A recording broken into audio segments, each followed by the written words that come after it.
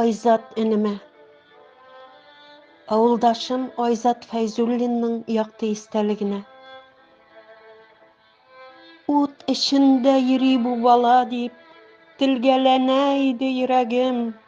Җанны өтте, үзәкләрне өзеп, хәлләк булган дигән хәбәрең. Яраланган күпме егетләрне алып чыгып дәһшәт эченнән. Айзат энем, күпме гомерләрне саклагансың бит син үлемнән. Ялгыш килеп тигән ядрәләрдән синең яшь гомерең өзелгән. Онытылмаслык булып ул көннәрдән якты эзең кала үзеңнән.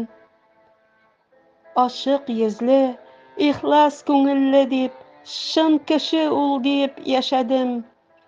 Эх, яшәргә тиеш иде диеп. Ихтиярсыз акты яшьләрем.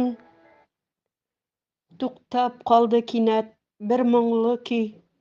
Тыңлаганда биреп күңелем, яшәү белән үлем шикләрендә.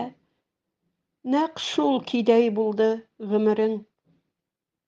Гөлсәрвәр, 31 декабрь 2023 ел, Казан.